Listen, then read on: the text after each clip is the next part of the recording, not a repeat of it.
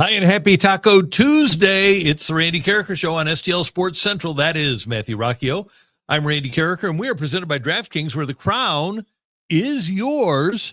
And this is a big week of sports here in St. Louis. And if you are a sports fan that is elsewhere, thanks for tuning in from around the world. We appreciate it, but we've got a lot to cover here, including the Blues just 48 hours away, a little over 48 hours away, from opening their season against Kirill Kaprizov, highest paid player in league history, and the Minnesota Wild. How about that? Yeah, pretty insane. We're already here at the Blues season. Can't wait. It's going to be a fun one. It's going to be fun. Matthew put together some statistics for me. And first of all, I think we all who watched the Blues after Jim Montgomery's arrival last year, and especially after the Four Nations face-off, those of us that are kind of rational, maybe somewhat irrational, think that the Blues are going to be good because they really were down the stretch last year, and they had a lot of good things going for them. 60 games at 100-point pace under Jim Montgomery. Can they play a full 82 at a 95-point pace? I see no reason why not. And I really think, Matthew, that this is a team that on Thursday night, it won't be as good as the team that played Game 7 against Winnipeg, because I don't think that Tucker and Mizzou have reached that point where you would want to count on them in a Game 7 like you could count on the veterans like Ryan Suter and Nick Leddy. Holloway obviously should be, his being back is going to be good, but I do think that you're going to miss some of the grit and the tenacity of a guy like Zach Bolduc, who played in that game. But I think this is a Blues team, and especially because of the tremendous amount of youth. We already mentioned Mizzou and Tucker, but up front, you've got Snuggerud. Holloway is still a young player. Broberg defensively is still ascending. I think by the time this team gets to Game 82, they'll be significantly better than they are when they start in Game 1. So I see no reason why they can't play at a 95-point pace this year. And one of the reasons I'm asking that question is partially because our good friends at DraftKings, where of course the crown is yours, if you can get across the river, or if you maybe get in after December 1st, if the number hasn't changed that much, the over-under is set at 92.5 right now for the St. Louis Blues. And here's the thing. I'm being conservative by putting it at 100-plus point, because if we want to be strictly to the math, it's over 105-point pace that they actually played at across those 60 games, if you extrapolate the math to 82 games. But I love a good round number. But 92.5 seems like a very good number right now if you're feeling good about the St. Louis Blues. And we've already had a lot of conversations about why we feel good about the St. Louis Blues. And as we're transitioning this conversation, I want to say to High Definition, it's coming. Don't worry. He says we need to switch the background to something hockey now. We're working on the hockey background. It's on the way. It should be here by Thursday when the hockey's here. I also look at last year's team. Remember, Broberg got hurt, missed a substantial amount of time. And I don't know if he was ever 100% after he came back from the injury. Karraker missed a pretty substantial amount of time last year as well. Robert Thomas was way better after the Four Nations, led the league in scoring after the Four Nations, and Snuggerud got here late. I think there's a lot of things to look forward to with this team, and one of them is the number of players that they have that are 25 and younger that are already impact players. It's, again, you can never expect a complete linear progression path for 99% of players. Right. But when you have that many guys who are 25 years and below, and when you saw the way that they were able to grow with this coaching staff mid-season, now they've had an off-season, now they've had a preseason, there's no reason not to expect multiple of those 25-year players to jump. And the beautiful thing about non-linear growth is you can't expect linear growth. But the fun thing is sometimes players are going to stagnate, but sometimes players are going to take huge leaps. And with this much talent, all this young, there's a lot of reasons to bet on one of those players making a huge leap, which could completely change all of these numbers that we've been throwing out here in the offseason. And one of the other things that you have to believe is, was it 13 sixth attacker goals, 13 sixth attacker goals against the Blues last year? That cannot happen again. And that was only in the regular season. Then in the postseason against Winnipeg, obviously, you had the 2. Yep. And so you'd have to think that the Blues will be way better at that. And those are games that you had won that wind up either being overtime wins or losses, or losses. And obviously it knocked you out of the playoffs. devastating. So I can guarantee, again, if I can make this DraftKings pick on over, if you give me the over under as 12.5 sixth attacker goals against, I'm going to take the under and I'm going to win. And that's and my thing is like, set the over under at 92.5 when they got 95 points, when essentially the first 22 games of the season were kind of lost. I hate saying free money. It's an irresponsible phrase, but I mean, come on. This is 93 points seems like it should, like, again, unless huge injuries happen. And again, you're never going to have sure things, but you talk about hedging your bets, you talk about making a good move. The over on 92.5 seems like, one, it's a good move right now. And two, don't wait. Like, this is something you got to get in now, because the Blues go on a 5-game, Blues win 4 or 5 games out of their first 6. This number is going to be a lot higher. And just, man, that 95 number is high for me. And here's the bottom line. If you want to ask yourself, should I put the over at 92.5? Ask yourself this: do you think the Blues are going to be a playoff team again? Because if the answer is yes, then they are going to get 93 points. Yeah. Like the math tells you they are going to be a 93-point team if they are a playoff team. Bottom line. Here's the thing. Winnipeg had everything go right for them last year, not the least of which was their goalie, Connor Hellebuck. They had 116 points. I don't think that they will be as good. No. I think Dallas will be able to maintain. They were a 106-point team. They have a new coach, Glenn Gulletson in, Peter DeBoer out. But I would think 106 points, even with Mikko Rantanen for a whole season, probably is a pretty safe bet for Dallas. Colorado will probably be a little bit better if you could flip-flop Colorado and Winnipeg. So Colorado gets 116, Winnipeg 102 or 100. Then Minnesota was a 97-win team. I don't know what Minnesota is going to be this year. I don't know if they're going to be substantially better than 97 points. Then the Blues had 96. Utah should be better than 89. They were 38, 31, and 13, really young team. They should be better. Nashville, with the names on the back of their jerseys, should be better. And Chicago is going to be Chicago again. But I think that maybe what the smart people, the gambling people are looking at is that the rest of the division as a group should be better. Not that the Blues should not. And then you look at the other conference, the Golden Knights and the Kings and the Oilers are already great, and they're going to be great. I think Anaheim will be better. I don't know about Vancouver. Seattle should be better. San Jose is still going to be terrible. And Calgary, I think, will probably be either better or the same or worse. But so the conference probably as a group is going to be better. But Matthew, what I'm looking at here is that the Blues 44, 30, and 8 last year, and that's with the terrible start. Mm-hmm. And they add to their talent base with guys like Suter, and hopefully a guy like Mailloux will be better, and Bjugstad will add something. Blues are going to have trouble in the faceoff dot. They're going to have to get better, and Thomas is going to have to be great. Then Binnington's going to have to be better again. But I see no reason why the Blues shouldn't be better too. Yeah, I could see them eclipsing Winnipeg. I could see the top 3 in the division being Dallas, Colorado, and the Blues.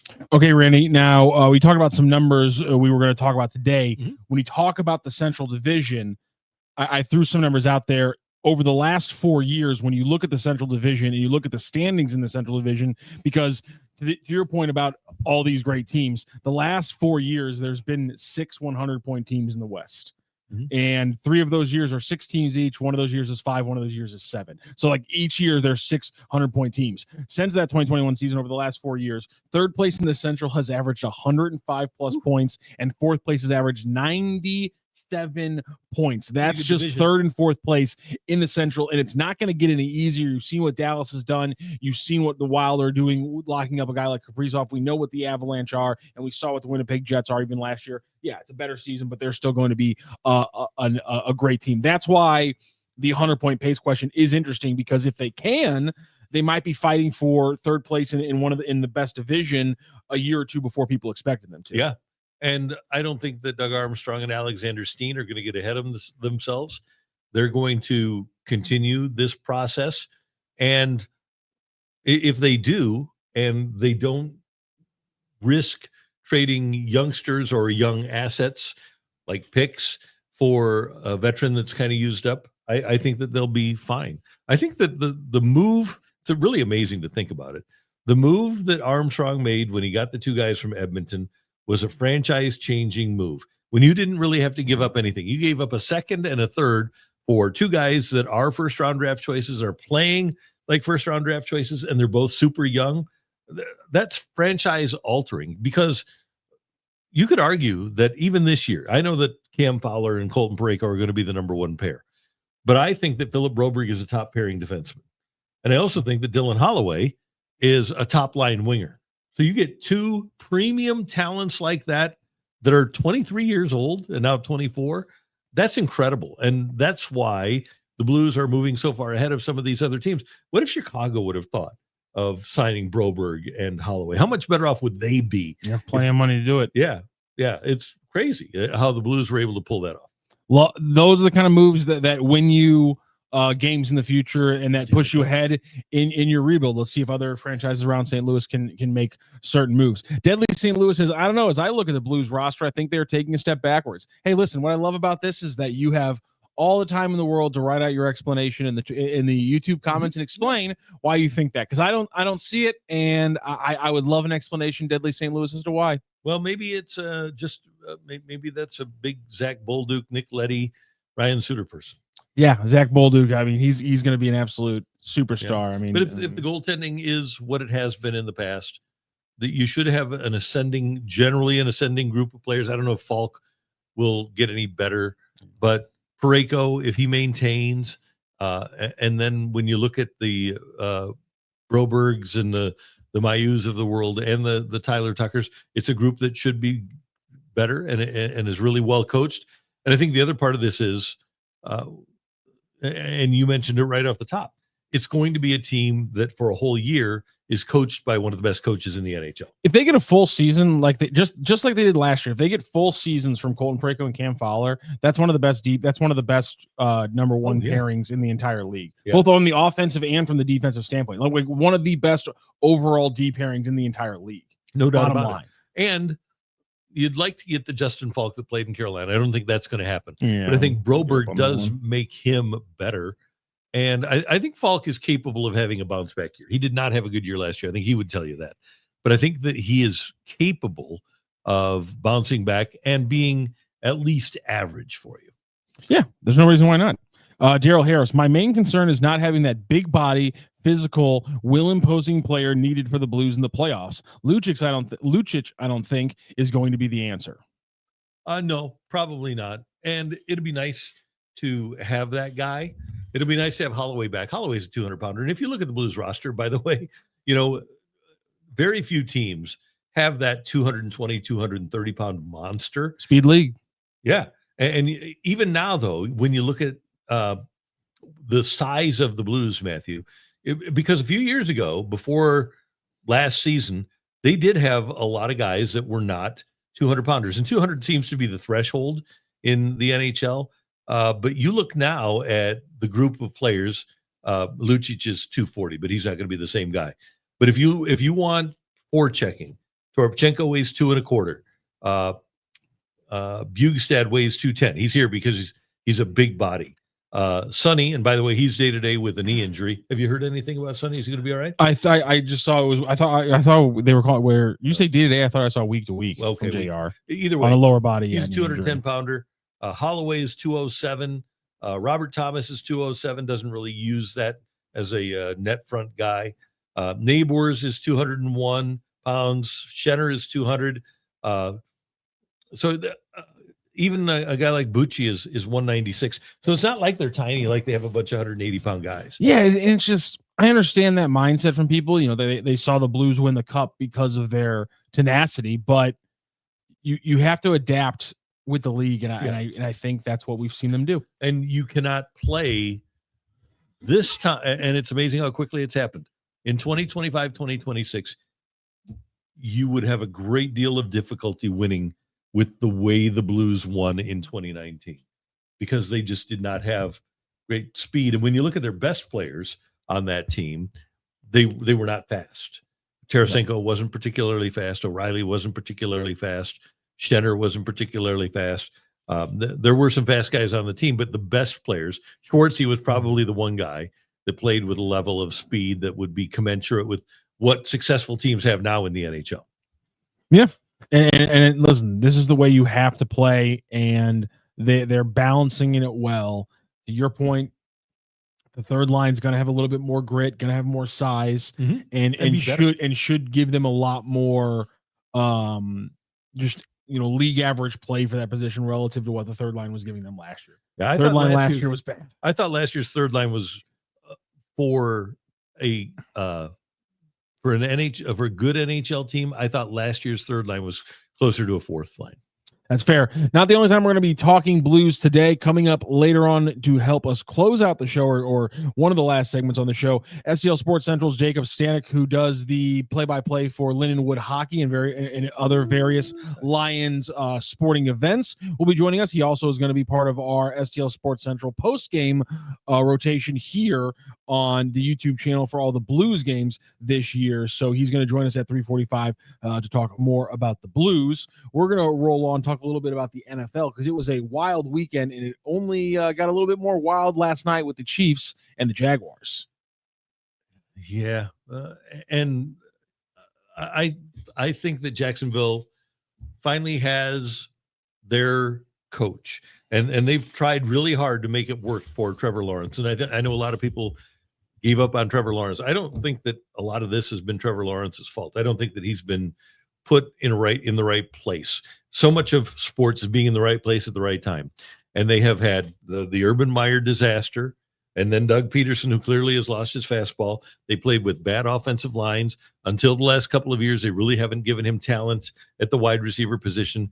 Now it seems like they're closing in on doing the right things, including play calling for Trevor Lawrence. So he did a lot of good things last night, and I don't know what the Chiefs are at this stage. Before we dive into the Chiefs, though, you're talking about the right time. I'm gonna take you out of time a little bit, because you were out this weekend and you got to see something that unfortunately was new for you, but also kind of reminded you of something old. Oh, so Matthew, when I was growing up, we had season tickets for the Cardinals in section 372, which was at about the 40-yard line at the old Busch Stadium in the very upper seat. I mean, we were the last row of the old Busch Stadium. And this is from the cardiac Cardinal era through the early part of the 80s. And then actually my dad gave up the tickets for 84 and 85 when they were good, and they were supposed to be good. They were terrible in 85. And he came back for the last couple of years. So we missed those 2 good years. But I remember walking out of the stadium pretty much every week, and the Cardinals would have lost by a field goal at the end. And you'd look at the scoreboard as you were walking out of the stadium, and you'd see the final statistics. And without fail, the football Cardinals would have won the battle in yardage. They would have won the battle in rushing yards. They would have won the battle in passing yards. They had a higher completion percentage. All of the statistics that would indicate to you that the better team was at the home team were right there. But then you get to the bottom, and turnovers, inevitably, the Cardinals were behind, and penalties, inevitably, the Cardinals were behind. And it was the exact same thing on Sunday at State Farm Stadium in Glendale, Arizona. It was unbelievable. Okay, so that team's up 21-3, very St. Louis Cardinal-esque. 21-3 in the first half, and we're all celebrating. Oh, we're going to get a win. We're going to get a win. And I'm saying to the people around me, hey, I grew up watching this stuff. I didn't say stuff, but I grew up watching. I grew up watching this. Don't count your chickens. So it's 21-6. And we're thinking, okay, we're in pretty good shape. And then Amari DiMercato, a running back for the Arizona Cardinals, takes off on a 71-yard run. It was beautiful. Only problem was he had to go 72 to score a touchdown. And after 71, he just kind of let the ball roll out of his hands and through the end zone. And the Tennessee Titans took over. And they come back and they score a touchdown. So all of a sudden, it's 21-13. And I'm thinking, oh, this is not good. And then Kyler Murray in the red zone has the ball snapped right off of his face mask, and bounces for a turnover. Unbelievable. They score again. Then it appears that as Tennessee is going in for, Tennessee is going in for a tying score or a lead score, the Cardinals get an interception However, they fumbled the ball into the end zone. Touchdown, Tennessee. All of a sudden, it's 21-19. It was 21-6. Now it's 21-19. About 3 minutes left. Cardinals get the ball. Run, timeout. Run, Tennessee, timeout. 2:12 left. And the Cardinals, on 3rd and 8, hand off to Michael Carter. They run the ball again. Stop, no yardage. So we're sitting there 4th and 8, right at the 2-minute warning. And Tennessee gets the ball back, and we all know what happens is they run and they pass and they find their way down for a Joey Slye game-winning field goal. Final score, 22-21. Now, a couple of things about this game. The DeMercado issue, the touchdown that should have been, you've all seen it. It was terrible. But there are other things here. For example, the Cardinals did lose the turnover battle. That was probably going to cost them the game. But when you spend the 4th pick in the draft on Marvin Harrison Jr., a wide receiver, and you have no other real collateral tied up in any skill position players. I mean, your top 2 running backs are out. You did spend a 3rd rounder on a guy named Trey Gibson. He's out right now. Trey McBride is really nice tight end, one of the best in the league. He suffered the same fate as Marvin Harrison Jr. Marvin Harrison Jr.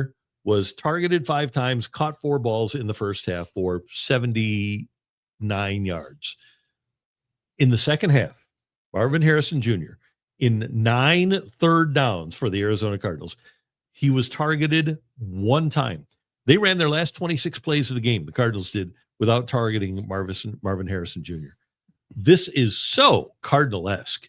And it feels so bad that I can go through in detail what happened in this game, because it was really the worst loss that I've ever seen. A lot of people saying worst game I've ever seen. The game itself was very entertaining. If apologies to Michael Vick, if you didn't have a dog in the fight, it was actually a very entertaining game.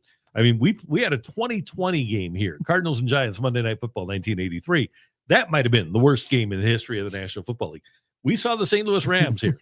We probably have seen the worst game in the history of the National Football League. This is the worst loss that I've ever seen in my life of watching football. Okay, so a couple of things here. I'm running it on the bottom ticker. Time of possession. Cardinals had the ball 5 minutes longer than the Titans did. Total yards, the Cardinals outgained the Titans 360-327.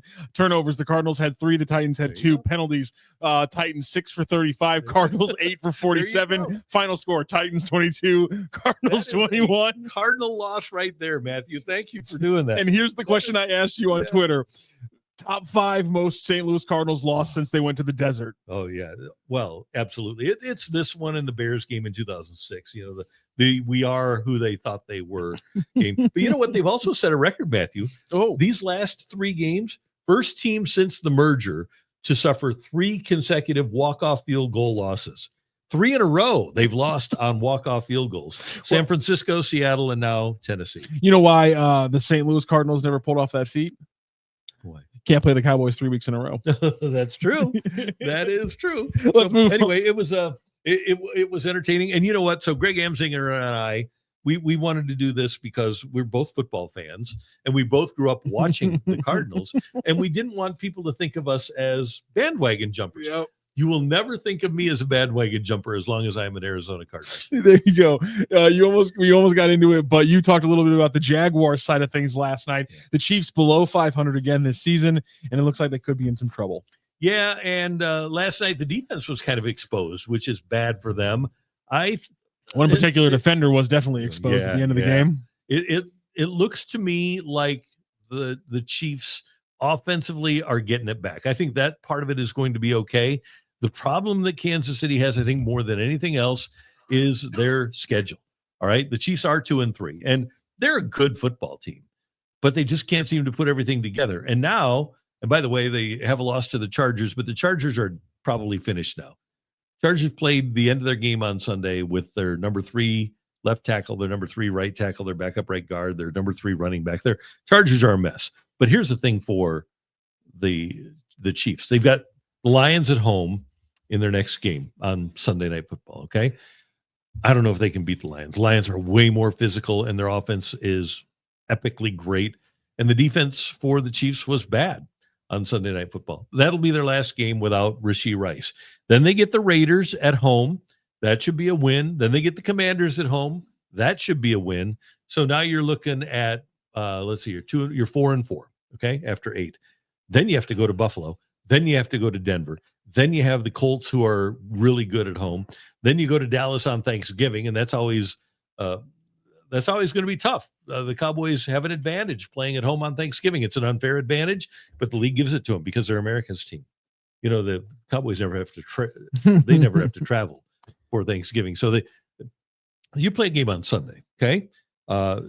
Monday is a day of rest. Tuesday is a day off. You travel on Wednesday. There is no practice before you go play the Cowboys or the Lions on Thanksgiving. It's ridiculous, but it is what it is. So then after the Cowboys, you get the Texans at home. By the way, that's also a Sunday Night Football game, but that should be a win if the Chiefs are healthy. So I'm just going to try to play it out here. So 2-3 now.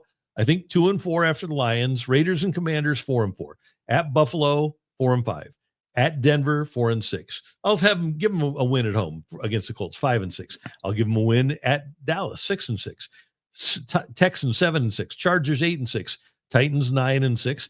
Broncos at home, you never know. Let's give them a win at home though. 10-6, and then at the Raiders. So they still might go 11-6, but they just don't look right. And it started with the defense playing great this year and the offense with good reason not playing well because they didn't have Rashee Rice. They didn't have Worthy for a couple of games. Their offensive line still getting into form. And then in the game against Jacksonville, the offense is back and Mahomes looks great and they run the ball, but then the defense falls apart.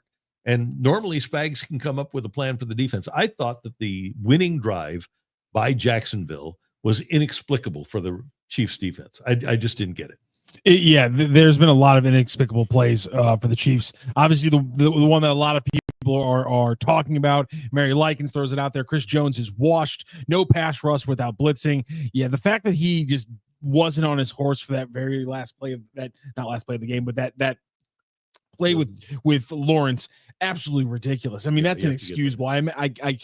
You're one of the highest paid players. You have to set the tone. An unbelievable play for a ridiculous play there. But I think we're also just seeing the natural way that all dynasties kind of end. Yep. It's like you eventually the letting guys like Snead walk are going to it's going to cost you. You're going to be able to paper over holes. You're going to be able to find good drafting. You're going to be able to find those 3rd and 5th round picks who are solid players. But how often is that 5th round pick really going to be, Richard Sherman? How often is he really going to be able to replace an All-Pro or a Pro Bowl level player? And it's just hard to keep making those moments. And the big difference is when you decide which player to stick with, if they drop off at all, the team drops off. So they let other defensive players walk, and they paid guys like Karlaftis, and they played guys like obviously like Chris Jones big money, and those guys simply aren't getting the pressure in the pass game, and that's where all the money is right now. And so they're not getting their money's worth, and their things are stretched out because of the championships. And now you have a team that's really struggling. And they've played the veterans have played a lot of football. Yes, they've won 9 consecutive division titles. They've been to 5 Super Bowls, right? They've won 3 and lost 2. That's a lot of football that the big 3, Mahomes, Kelsey, and Jones, have played. And to your point about him being washed up, he's north of 30 now. He has played a lot of football. But don't be surprised either if Spags and Andy Reid are telling him, hey, pace yourself because we want you at the end of the season. That has happened before in the National Football League. It's not appealing. It doesn't look great, but they might want their guys to have a little bit of gas left in the tank for the end of the season, too. Speaking of playing a lot of football, Joe Flacco has played a lot of football, and he's going to keep on playing just in the AFC North, I guess, until everything finally breaks down in his body. As he was traded earlier today to the Cincinnati Bengals, he becomes just the 4th player in league history to play for the Browns, the Bengals, and the Ravens, and he would obviously become the first player ever to throw a touchdown pass for all 3 franchises in his career. I wonder if he starts on Sunday. I would think that he does. And I also wonder if the Bengals, really think that he can be a difference maker for them. They must just hate the way that Jake Browning is playing in in Cincinnati. And yeah, he's thrown like 10 interceptions, so that would do it. I understand. But the Bengals still think they're going to get Joe Burrow back at some time. I wonder if they're thinking, okay, we've got a guy here. All he has to do is throw the ball to Jamar Chase and T. Higgins and hand it off to Chase Brown. If he does that, we're going to be fine. But the problem with Browning was he was throwing it to those guys, but the ball was going to other people.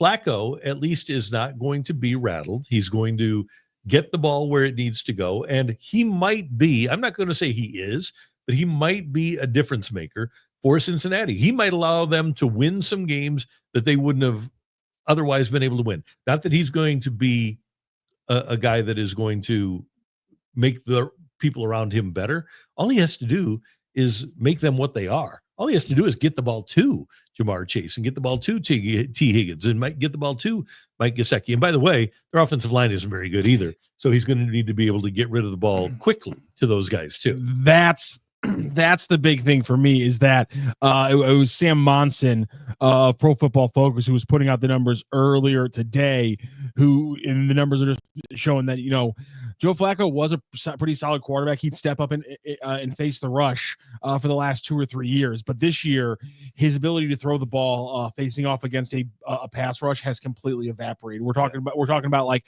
0.3 expected points added EPA per play when he faces pressure to 0.3 down to 0.11 EPA per play he faces pressure. So his ability to step up and take those shots while delivering the ball like he was able to do in Baltimore for all those years, that has evaporated this year. And obviously all you got to do is go back to that funny ass meme that was coming out when the Bengals draft year, where it was Joe Burrow to Joe Burrow to anyone while he's being guarded by Penny Sewell, or Joe Burrow to Jamar Chase, the ball falls short because he's getting sacked. And that's kind of how it's been for a lot of time, because he's essentially got hit at a level that Andrew Luck and David Carr were getting hit at when they were younger quarterbacks. So it's unbelievable what the Bengals offensive line has allowed. Heck, I'll rephrase that. It's unbelievable that the Bengals organization has allowed the offensive line to remain that bad in front of the most important player in their franchise ever. And now Joe Flacco has to try to stand there and deliver the shots, and he just hasn't been this year. So I just wonder why Russell Wilson or Jameis Winston isn't the move. That's a great question. I don't know. They both would seem to have a little bit more mobility. Yeah. Although not the accuracy that Flacco.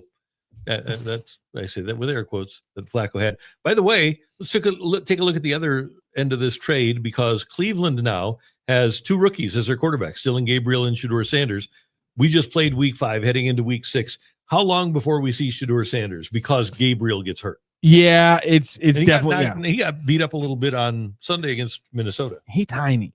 Yeah. And he's not like Russell where he's got that thick, where he's thick. He's more like Johnny Manziel, where he's twiggy comparatively.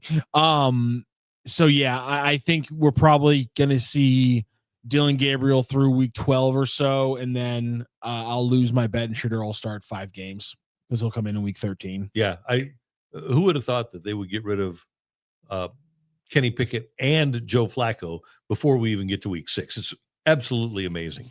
Anthony C, I've always admired Joe Flacco. Didn't the Rams have a chance to draft him? So Joe Flacco was the 2007 draft? Delaware, yeah, I think 2007, they did, because that was coming off of Bolger's best season, I think. So it would have been. So it was 2008 NFL draft. Coming off of, I guess no, Bolger would not have been that. He was he went 18th. Yeah. The Rams drafted 2nd overall and took Chris Long, and then they in the 2nd round they drafted Donnie Avery. So they would have had to trade up into the top 15 to take a quarterback coming out of Delaware. And in the moment, I think I would have hated. Wasn't Matt Ryan in that draft? Matt Ryan went 3rd overall after Chris Long. That's who the Rams obviously probably should have drafted. After Flacco and Ryan, do we get to the is this Drew Stanton and Kirk Cousins? No, Chad was 12. Chad Henne out of Michigan. Oh God, who's the next quarterback? This was not a good quarterback draft at all. 3rd round quarterbacks. Oh my gosh, Kevin O'Connell. Wait a second. Oh, there you go. Hold on a second. Yep, that's right. Kevin O'Connell, the guy who is now the coach, and this might be John Beck to the Dolphins, or that was 2006, maybe. Or that was 2007, I think it might have been. Wow, there was no quarterbacks in this draft. Good Lord. Dennis Dixon to the Steelers. Josh Johnson to the Buccaneers. We're getting guys who are coaching and playing in the league. Eric Ainge out of Tennessee. Yeah, this was not a good quarterback draft at all. And Jesus Christ. By the way, the Rams, people talk about that draft. That was the 08 draft, right? They had just signed Bulger to a big contract. Yes. Remember, he had the good year in 06? Yes. And they gave him the contract, and they just literally just signed him to a new contract, and they were not going to send him packing after a bad 2007 season, but they just signed him, and they thought that he still could be the guy. I have little clips of the Pro Bowl accuracy competition that he won after the 2006 season when he went to the Pro Bowl. Yeah. I have little clips of that stuck in my head, and I don't know if they're ever going to leave. I don't know why that's the thing in my head, but it's Mark Bulger winning the 2006 Pro Bowl skills competition, accuracy competition for quarterbacks. Yeah. Jesus. If you have not lost those yet, you're not going to lose those. Lovely. Hey, we were talking earlier about DraftKings, and the crown is yours in Missouri. You need to get ready because the wait is almost over. DraftKings Sportsbook, America's top-rated sportsbook app, is coming soon to the Show Me State, and you can sign up today. New Missouri customers can get $300 in bonus bets when we launch on December 1st. Download now and place a $5 bet when we go live, and DraftKings Sportsbook will bring you everything you need to elevate your game day, including live in-game betting, lightning-fast payouts, and endless ways to get in on the action, all right from your phone. And when DraftKings officially goes live in Missouri, you'll be betting with the Sportsbook app trusted by millions. Safe, secure, and has fast money withdrawals.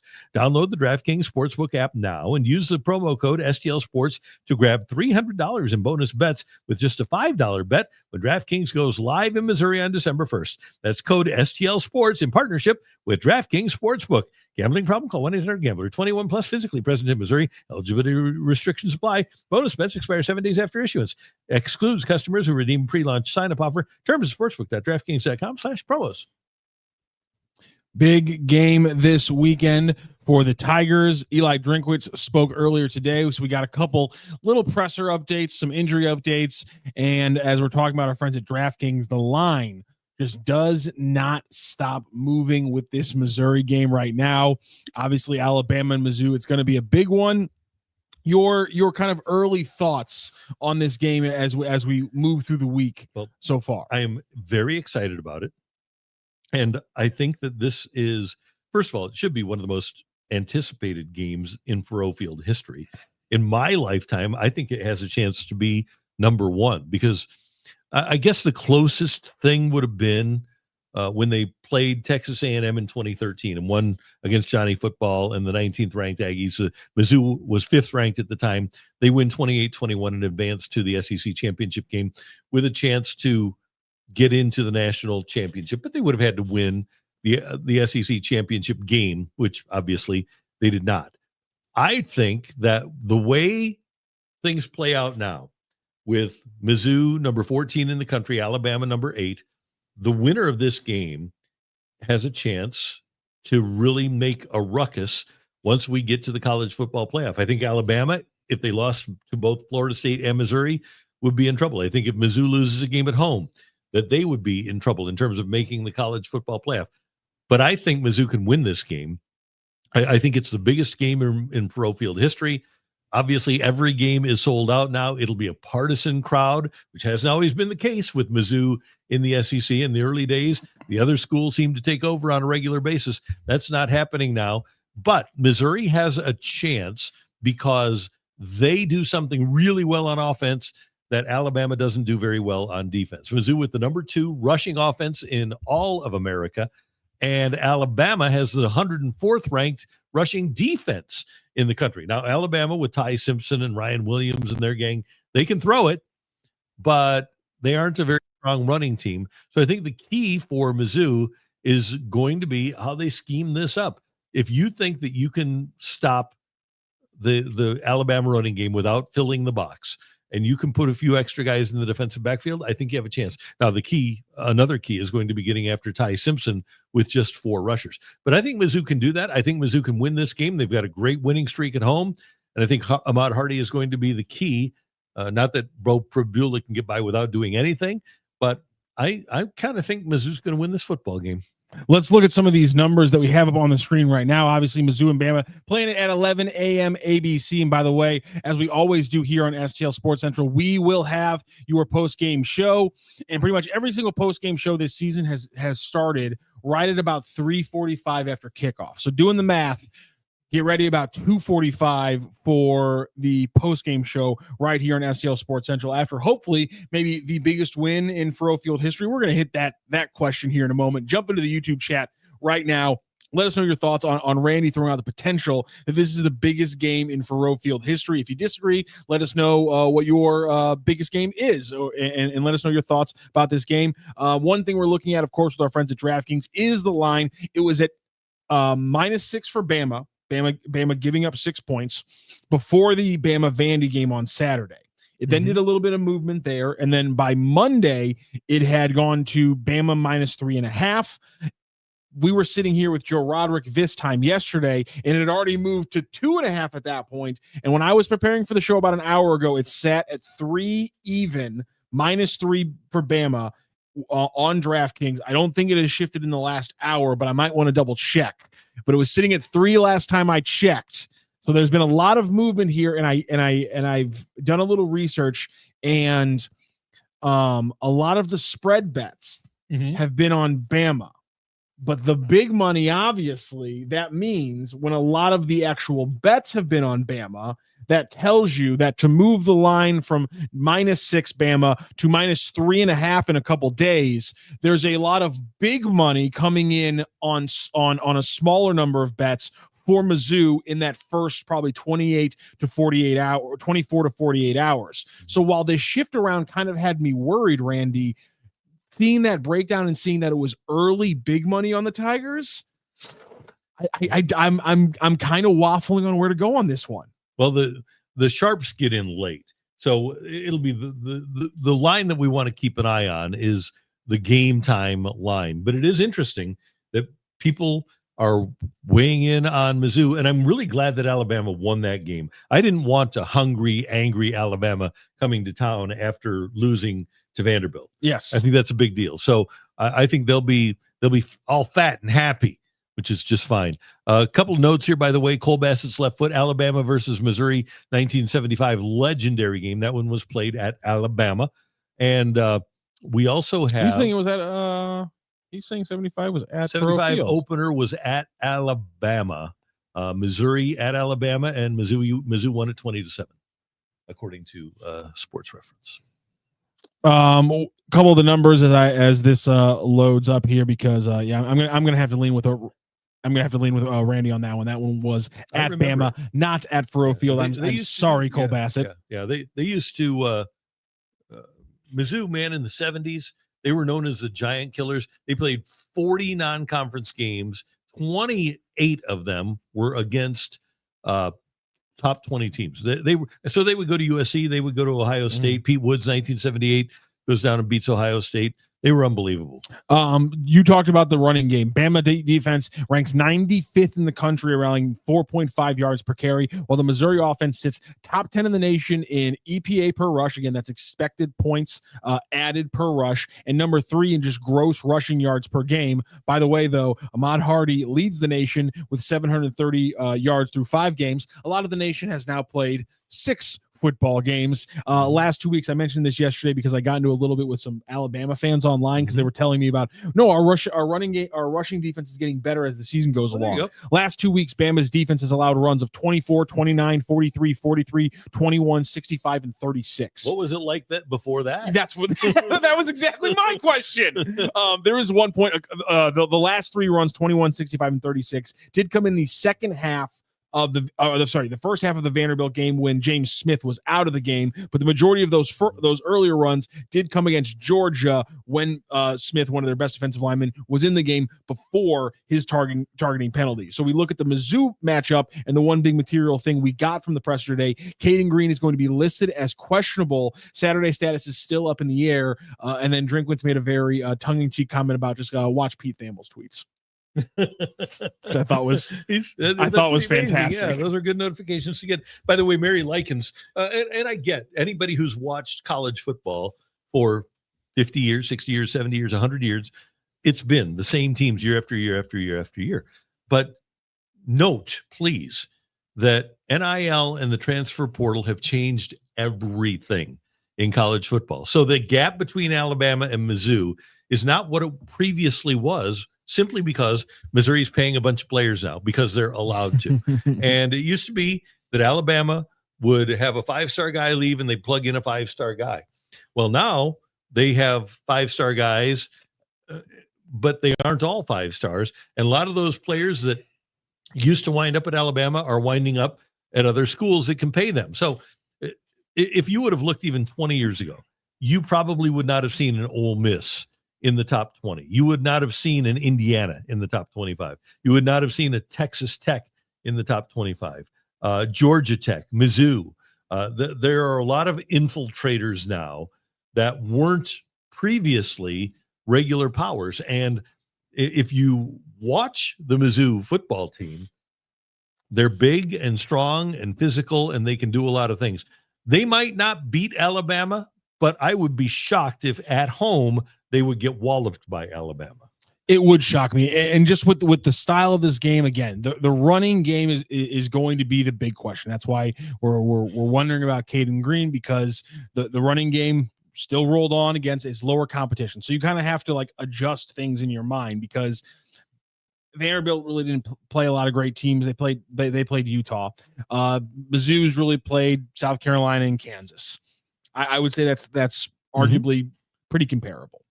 I think that the combination of Hardy and Prbula is better than what Vanderbilt has. Mm-hmm. And while I will admit the offensive line of Missouri is not to the level of Georgia, the one thing I do want to throw out is this is where Ahmad Hardy's incredible numbers after contact come into play, because that zeroes out offensive line play. That's just, can Ahmad Hardy beat other college football athletes 1v1 in break tackles? Yeah. And he's shown that he can.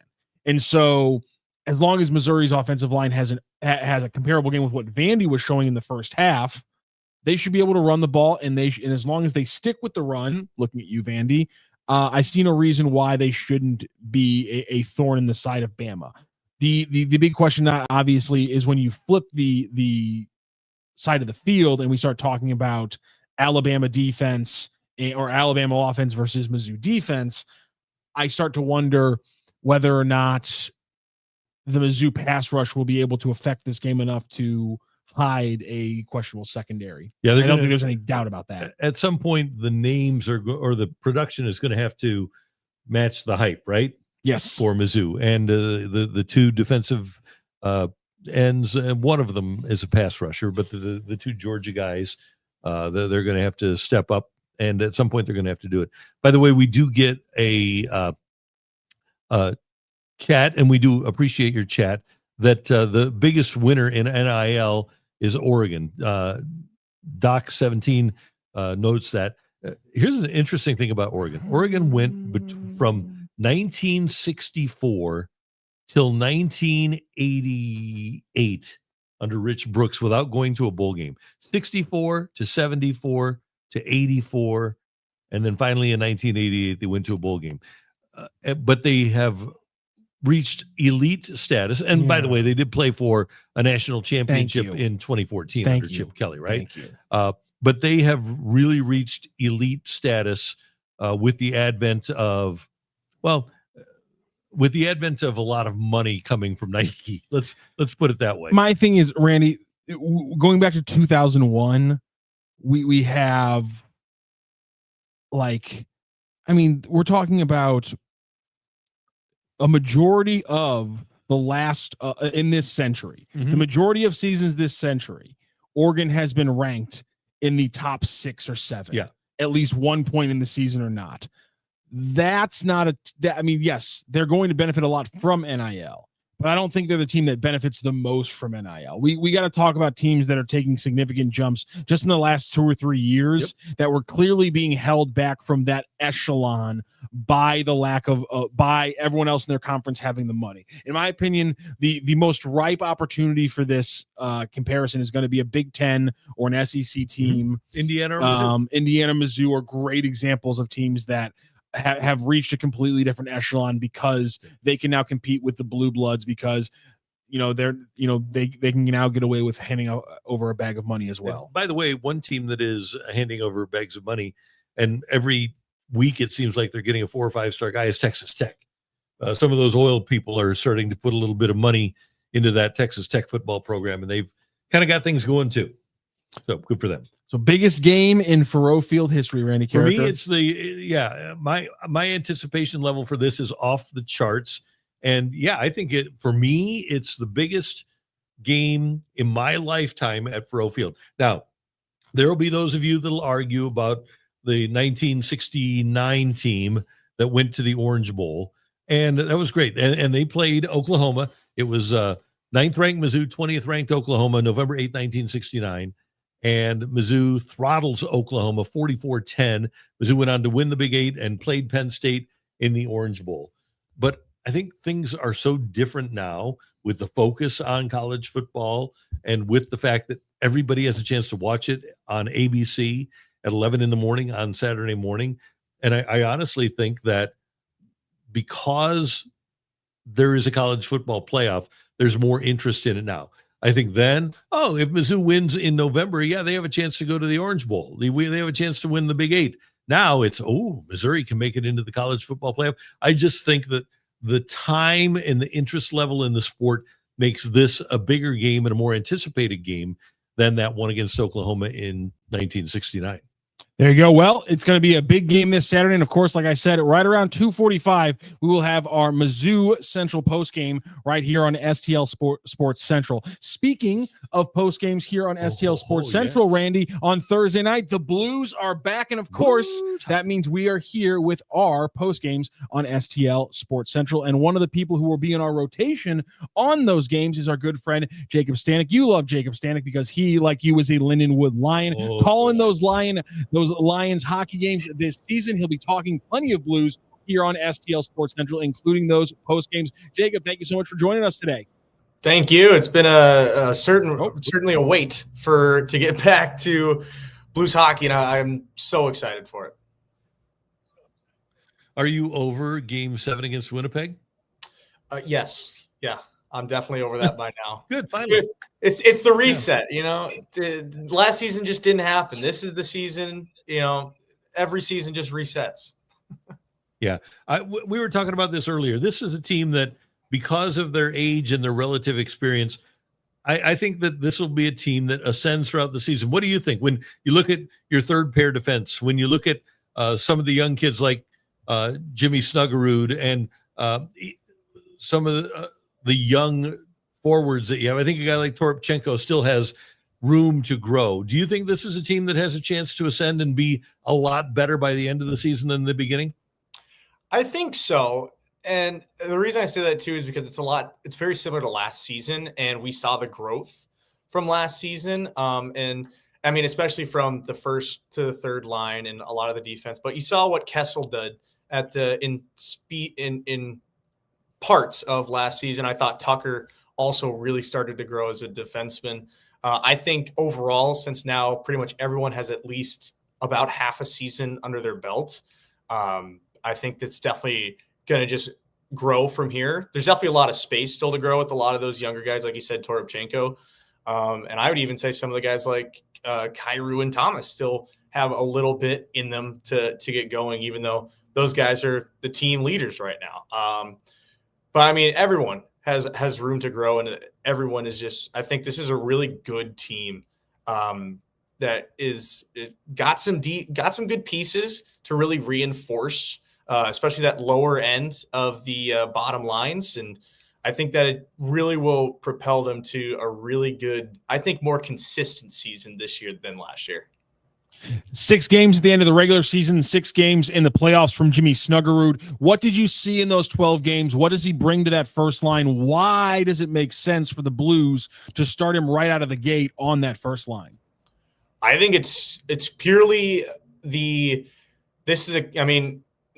rarely do you have a kid that just all of a sudden gets thrusted into this spot right after the Gopher season ends, and all of a sudden he starts playing like he's been in the show for 2 years at least. So I think right now it's partial of he's really good with his skates. He's really good with the puck. He's an excellent shooter, excellent playmaker. I think he really rounds up that first line as a whole. And I think overall he was a really mature player with Minnesota. And I think that's why the Blues wanted to pull him up so early.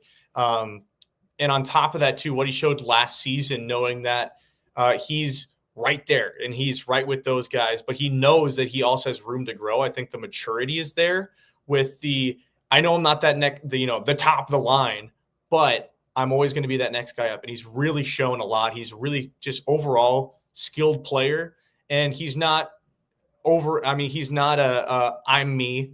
I'm going to play my game. I'm going to play the team game. And I think that really rounds up that first line well. And I think that's just a perfect spot for him here.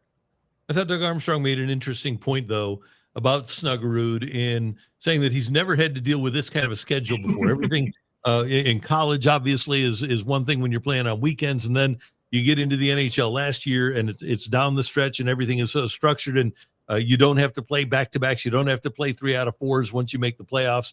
I thought that was an interesting take from Army, and I wonder how much the schedule, especially in an Olympic year, will affect a guy like Snuggerud. It really would be interesting. I think there's always a difference. Obviously, I've been around college hockey for a long time, so I feel like having just like the set weekends gives you kind of a flow to the season.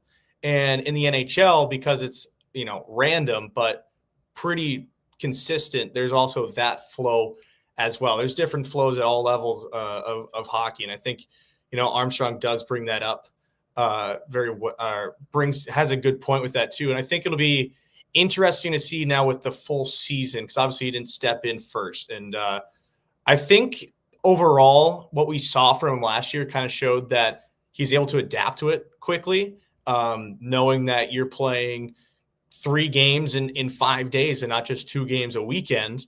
And I think a lot of these young guys, obviously not a lot of college guys outside of Snuggerud. So I don't know if it'll affect him too much. Personally, I think he'll be just fine stepping up based off what we saw last spring.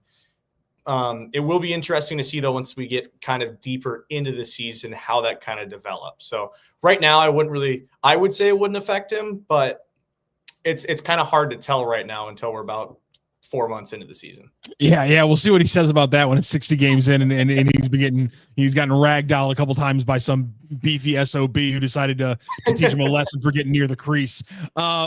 One other big thing going into the season has been the discussion about the second and third line centers, Braden Shen, Pius Suter, which combination goes with which pairing on the wingers. Where have you stood in this entire discussion on the line combinations? It's been tough. It's been, in my opinion, what I've been talking about with a lot of my friends and a lot of other guys around with Sports Central here is that it's such a toss-up right now. And I think right as it is with the structure of the lines, Pius Suter is going to be your second line center. And it's purely because he's a little bit younger. He's going to flow with those guys a little bit more. There's going to be that little bit better connection. And I think overall Shen's going to fit better with that third line, just because that's the style of play they've kind of established with those lines. That being said, it does throw in a question of the rest of your centers with Sundqvist out. But I think it's kind of a toss-up on how the first, few weeks go, first month of the season, really, of what is always what works best. That's just kind of hockey as it is. It's always finding out what pairings works best. And I think right now they've kind of have it established. They've probably had it established since, July. But I think, in my personal opinion, just out of pure fit, it's Suter second line, Shen third line. But I think like we did last season, we could see a lot of shift with the centers. All right. We're looking forward to seeing and hearing you on our St. Louis Blues post-game shows here on STL Sports Central. Jacob, should be a lot of fun. Should be a great year and a fun year, and hopefully we'll get a chance to work together on a few of those. Looking forward to it. Should be a great season. Go Blues. Let's go Blues. Thank you, Jacob. Jacob Stanoch. He will be handling a lot of the post-games for you here as the Blues open the season Thursday night, taking on the Minnesota Wild over at Enterprise Center. There it is. It's going to be a fun one. And some not so much fun news here, Randy, as things have been changing around the Battlehawks in the UFL. Nothing changing with them, but some changes in the league. You might have seen it a couple of days ago. 3 of the UFL teams is folded the correct word? Yeah, I think they folded them. Okay, yeah. and then yesterday though they announced the 3 replacement teams, and I don't even know if they're using that term, but I'm using the term replacement team because what else would you call them? Right. New teams in Columbus, Ohio. There will also be a new team in Louisville, and there will be another team in Orlando, and all 3 of those teams are going to be playing in MLS stadiums in the 26th season for the UFL. The league also announced updated team names and new venues for 2 teams that were already in the league. The Arlington Renegades will become the Dallas Renegades. They're going to move into Toyota Stadium, home of FC Dallas. And the Houston Roughnecks will become the Houston Gamblers, and they're going to Shell Energy Stadium, also in an MLS stadium. So there's 5 of the 8 teams, or at least 5 of the 8, that are going to be playing in MLS stadiums. It says a lot that in your original run in spring football, the second most voracious appetite for your product was in San Antonio, and you immediately and that's one of the team that folded was the Brahmas. Not being able to buy and dig your claws into San Antonio, that's a pretty bleak sign. Memphis, Michigan, and San Antonio are no longer parts of it. So not getting the San Antonio one, because the Brahmas just had such big excitement those first couple of years.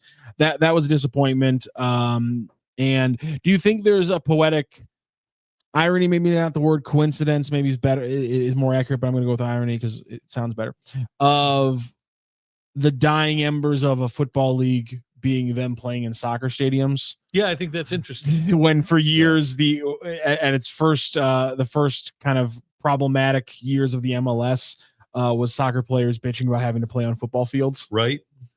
And let's see, the XFL in 2020, I wonder how many of those teams played in big old football stadiums that aren't going to be around anymore.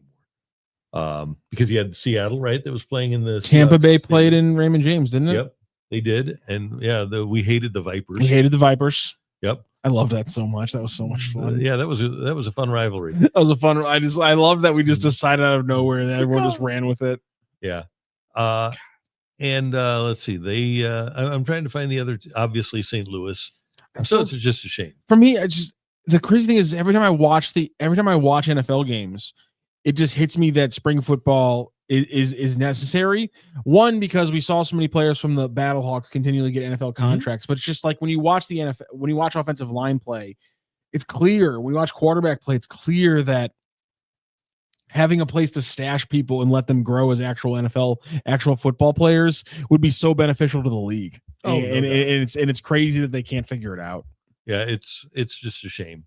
And again, they're starting their new season on March 27th. They should start February right after the Super Bowl is over. It should I mean, if I was them, I would do a Monday Night Football game the Sunday after the Super Bowl. Yeah, I think that's a great idea. Or the Monday after the Sunday Super Bowl, I would do a Monday Night Football game. Yeah. And I'd call it Monday Night something else so I wouldn't get sued, and then we build the entire league schedule from that day on. And I wonder what the appetite is going to be. I hope people show up again for the Battlehawks, but you never know who your other teams are, the inconsistency. I wonder if there's a group of fans that just are tired of the roller coaster ride that is the XFL/UFL. Keep trying. I love the effort. We're still going to support the Battlehawks here in STL Sports Central, but I'm going to need to see some movement if I'm going to have any expectations of this going forward. Yeah. I'm with you, and I hope it works out. Oh well. This was a fun show. This was good to have you back. It's good to be back, and we will be back at it tomorrow afternoon at 3 p.m., and we'll be throughout the course of the week as we get ready for Saturday's Mizzou Alabama game. And before that, the Blues open the season Thursday night, Minnesota at Enterprise Center. Should be great. For Wilson, who got us on the air, Matthew, I'm Randy. Thanks so much for tuning in, and thanks to our friends for DraftKings, where the crown is yours, for supporting STL Sports Central. We will see you with Wednesday's show. Take care, everyone.